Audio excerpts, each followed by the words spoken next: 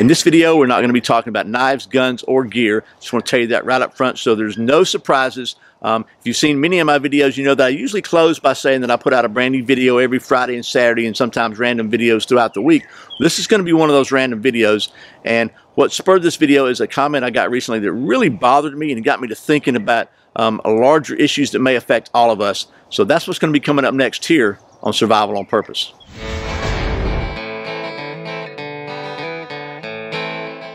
Welcome back to Survival on Purpose, your home for information and gear reviews related to camping, survival, and general preparedness for regular folks. My name's Brian. Thanks for joining me. Okay, like I said, this is going to be a different video. And just a little background, about 2 or 3 years ago now, at least a couple years ago, I did a video, and the topic of the video was the Walmart in either Kansas or Oklahoma. I don't even remember. There was a woman with her baby, or at least a toddler, putting her child in a car seat, putting her groceries in, and 2 thugs came up and attacked her. I think they hit her in the head with a pistol, knocked her down, and who knows what they were planning on doing. So one good Samaritan came up and tried to stop them, and for his efforts, he was shot and is severely injured. I think he was shot in the head. I think he's alive, but he had some pretty serious injuries. And a second good Samaritan who was armed responded and shot and killed one of the bad guys, and the other guy ran off, and they caught him, and they're in jail now. And the guy that shot the good Samaritan was released. Okay, they didn't file charges against him because he was protecting that woman. So anyway, that's the background, the video. I still get comments on that video to this day, and about 2 weeks ago, I got the following comment: I would not do beep in caps to help a stranger. I'm not doing time for someone I don't know. And I'm not going to say the commenter's name, although they did actually have their name, not some anonymous scream name, because if I'd said something like that, I wouldn't want it broadcast to the world. It got caught in my spam filter for the profanity, so nobody else saw it but me and the guy that typed it. But it really got me to thinking about not just his comment, but about some other stuff. So we're trying to make this real quick, but let me just tell you where I'm going. So that comment really brought a couple of issues up in my mind. The first issue is just about our society and where manhood has gone in our society. I mean, I remember hearing stories of people on the Titanic, you know, like giving up their spot on the lifeboat for women and children. I mean, it was a cliche, you know, women and children first back in the day. For somebody who is apparently a grown man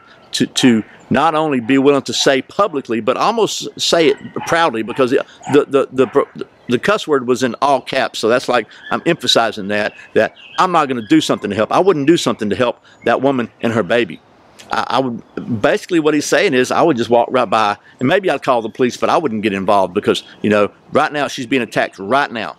And so, slightly off topic, but my question would be to that person: what if it was your wife or your daughter or your mother or your sister being attacked, and you knew somebody else had the opportunity to possibly intervene, and they just stepped back and said, no, not my problem?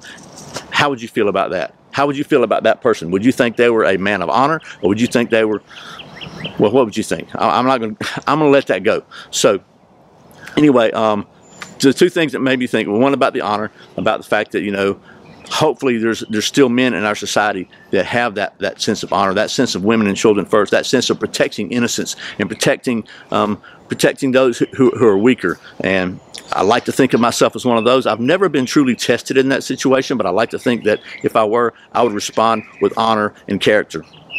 I like to think that my sons would. I like to think that I've raised them to do so, and I know they would, because I know they're men of character. I know them.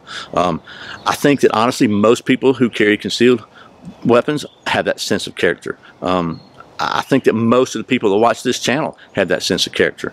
So question number 1, I would like to get your opinion on in the comments is, why do you think that so many in our society, why do you think that there's people in our society now, men, who would willingly, almost proudly say they wouldn't get involved to help somebody else? That I don't believe it used to be that way. I mean, there's always been a small segment of our population like that, but I think for the most part, men have always valued innocence and women, and valued their role as protectors. So, and that's probably not politically correct, but that's just the way I feel about it. Okay, so that's number 1.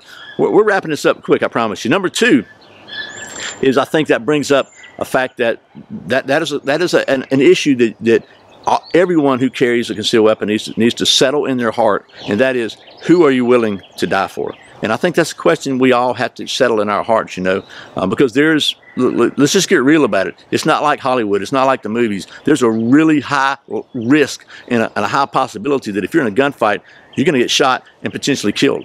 That's just the way it is. If bullets are flying, you don't have a magic shield around you. You know, you can get good training and practice, and your awareness can help minimize that risk. But when the rubber hits the road and everything starts going down, you got to accept the fact that you might die. And so that means I really think it's important that you get settled in your heart who you're willing to die for. Are you willing to die for your wife, for your kids, for your family, for your parents? Are you willing to die for my wife and my kids, or some stranger's wife and kids in Walmart? And I ask myself the same question. Am I willing? Certainly, I'm willing to die for my kids and my family. But I have to ask myself, am I willing to die for your kids and your family? I'd like to think that I am. Am I willing to die for somebody I've never seen? I'd like to think that I am. And I heard this from somewhere, and I don't remember where. It may have been on John Levels. It may have been on a podcast, but that you got to decide, not only do you need to live well, but you got to decide if you're going to die well. And if you watch somebody get murdered before you and you had the opportunity to fix that, you've already blown your opportunity to die well.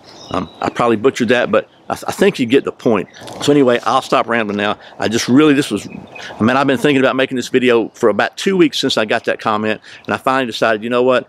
It won't go away. It won't leave me. I'm going to go ahead and make the video. Not only did it bother me, but it also really got me to thinking about these couple of larger issues. So, once again, to recap, I'd really like to get your opinion in the comment section below on two things. First of all, why do you think that, we'll call it chivalry, for lack of a better term, seems to be have declined, or at least there seems to be less stigma attached to publicly proclaiming that you wouldn't help somebody, wouldn't help some innocent person who needed it. I understand that's a minority, but that's not the first time I got a comment like that. I've got several comments like that, and this one just finally kind of tipped the old iceberg over. The second thing I'd like to know is, you know, would you step up and help a stranger in need and possibly risk your own life for somebody you didn't know? Anyway, whether or not you want to comment, I encourage you to get that settled in your heart, because you don't want to have anything to slow down your reaction time or your decision time if the rubber meets the road, and God forbid, in the unlikelihood that you actually have to use your concealed carry weapon to defend yourself or somebody else. So anyway, that's it. That's all I had. Hopefully this has not been too far out of the lane for you, and appreciate you sticking around. I really, again, look forward to hearing your thoughts on the subjects. And as always, thanks for watching Survival on Purpose. Next time we'll be back to normal. I'll put out a brand new video every Friday and Saturday, and sometimes random videos throughout the week like this one. There's another one right there. If you're not subscribed, if you click right down there in the corner and click that subscribe button, be sure and click that little bell icon so you don't miss a single video.